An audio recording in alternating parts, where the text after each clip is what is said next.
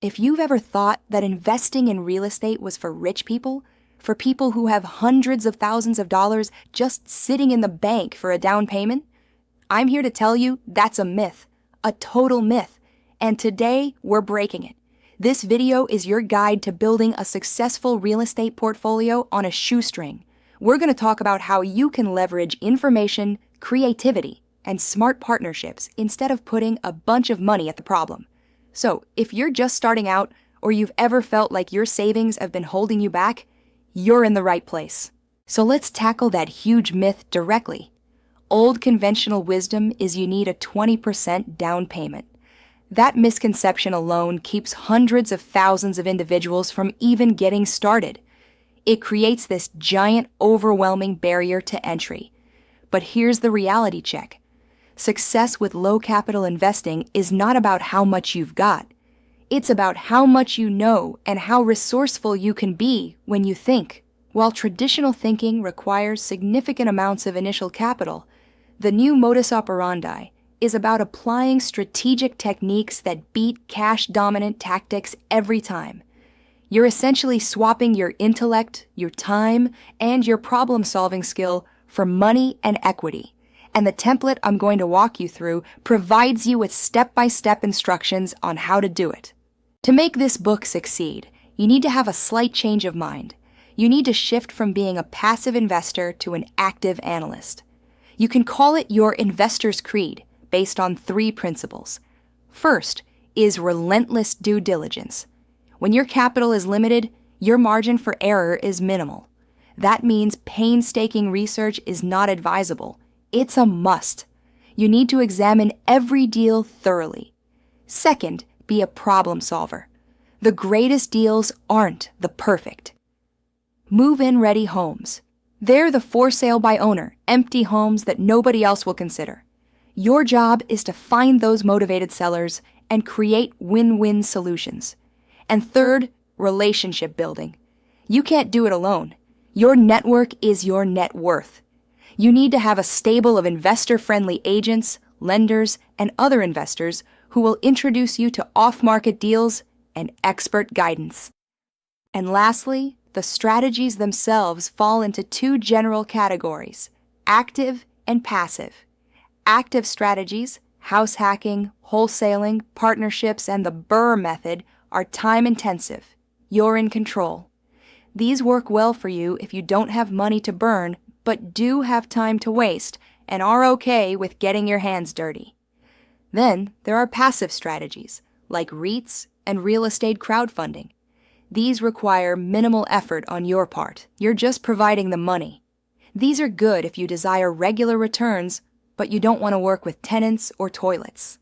The remaining part of this video will discuss each of these so you can decide which route is right for you. Let us start with one of my favorites of the beginner active strategies, house hacking. It's what everyone thinks is the simplest of introductions. It makes sense. You buy a multi-unit home, a triplex or a duplex, say. You move into one unit and rent out the others. The idea is that your rental income covers your entire mortgage payments, so you get to live for free or at a significantly reduced rate. It's an entry-low barrier. You can finance with an FHA loan using 3.5% down payment. So you have this two-way advantage. You eliminate your biggest expenditure, your housing expenditure, and you're building up equity in a piece of property while learning how to be a landlord. But be aware of the compromises. You're basically neighbors with your renters. That means sacrificing privacy and risk of weird relationships. You'll need to be adept at setting good boundaries. Next is wholesaling. This is one method of entering into real estate with literally no money down at all, because you never really purchased the property. You are the middleman. Here's how it works in 3 steps. First, you find the deal. You find a distressed property with a super motivated seller. Then, you secure a contract. You place the property under contract with a right to buy it. And finally, you assign the contract to a cash buyer, another investor, for a fee. That fee varies from $5,000 to $15,000 for basically cobbling the deal together. Your success hinges on 2 things: finding those great off-market deals, and more importantly, having a good list of cash buyers who are eager to pounce on them. It's a hustle business, but the financial risk is very, very low. But what if you have the savvy to find and operate a great deal but lack the capital? That is where strategic partnerships fit in. In this strategy, you bring the expertise.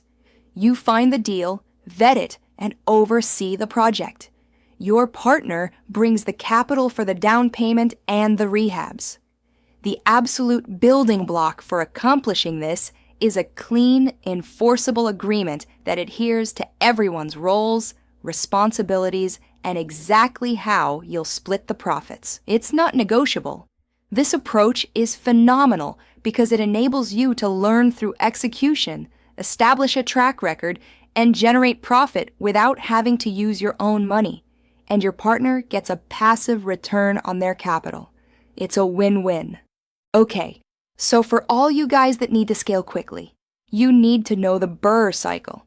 It's a process that enables you to recycle your funds over and over again. BRRRR stands for buy a cheaper, ugly house under market value. Rehab it. You rehab the property and you improve it and increase the value. Rent it out to a tenant to generate cash flow. Refinance it. Cash out refinance on the new, higher value, bringing your initial investment back out. And then, do it again. Take that same cash and go buy your next property. This is the fuel for growing your portfolio exponentially without having to constantly tap into your own reserves. It's effective, but it requires discipline. So how do you choose? Let's do a quick comparison. House hacking is low capital, high time, medium risk. Worst case, you get to live rent-free. Wholesaling is very low capital, high time, low risk. You make quick fees. Partnerships are uncertain, but they give you access to bigger deals. REITs and crowdfunding are passive, very low time and low risk, giving you ongoing income. Your choice depends only on the amount of capital you have available, how much time you can give, and your personal tolerance for risk. Now, let's switch gears to the passive side. REITs, as in real estate investment trust, imagine these as the stock market for real estate. A REIT is a company owned by investors with and leasing income-producing properties, including apartments, shopping centers, or warehouses. You can buy shares of these companies just like you buy stocks. The access is tremendous.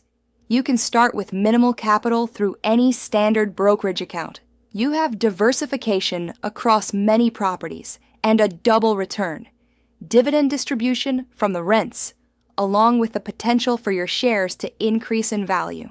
It's hands-off, but remember, the returns are not assured and might be subject to market variations. Similar to REITs, but a bit more direct, is real estate crowdfunding.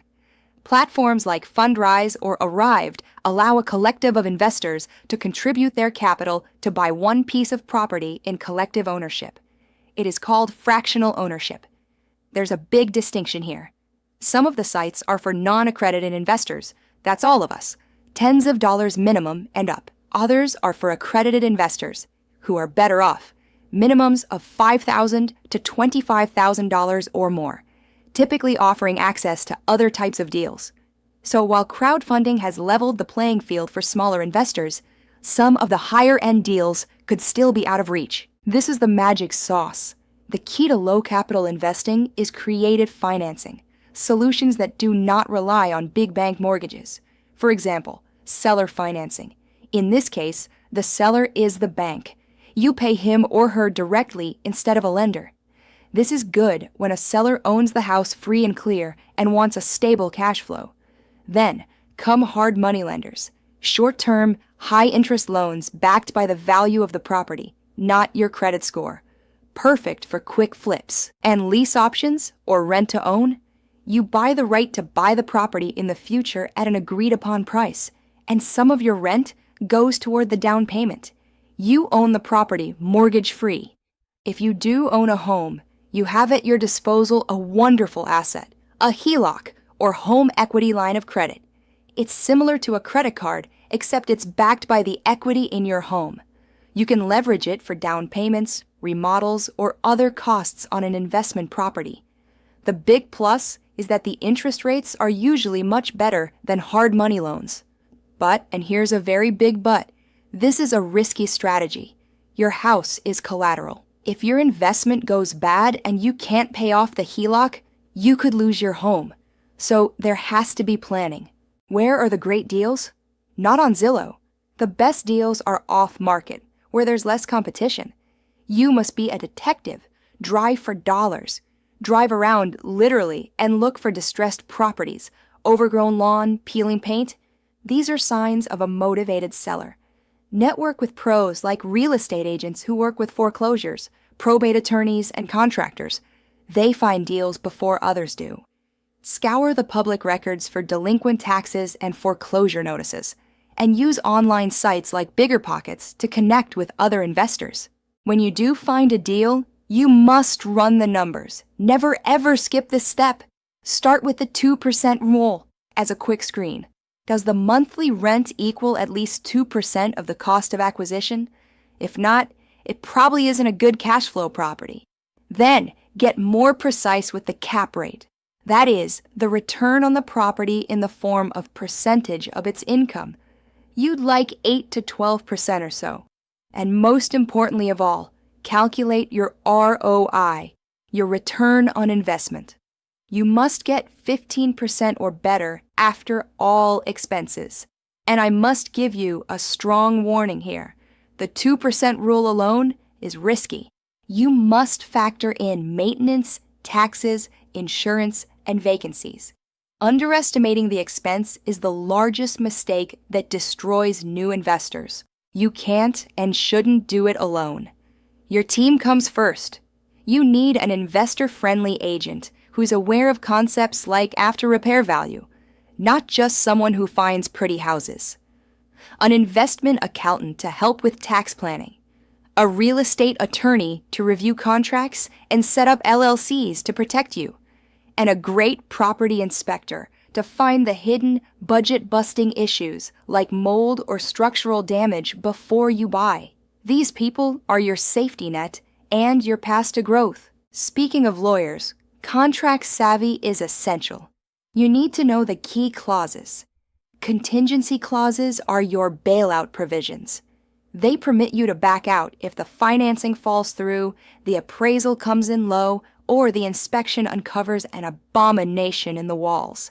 When you're working with contractors, receive the correct docs, W-9s, independent contractor forms, and lien waivers to cover you, and understand what as is really is. It does not necessarily mean the seller owes you nothing, especially with things like getting the property legally habitable. Don't get surprised by closing costs. They're the fees you pay to finalize the purchase, and they can tack on 2% to 5% to your purchase price.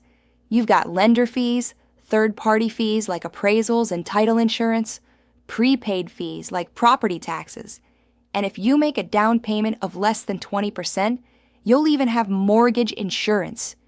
You've got to factor all of it into your own calculations so you can figure out your real profit. Finally, let's talk about risk, because it's real. You have market risk. Values can go down. Dampen this by being interested in cash flow, not gambling. Cash flow risk. You allow expenses to eat away your profit.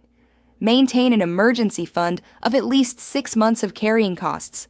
Liquidity risk. You can't sell a house overnight. Maintain cash reserves.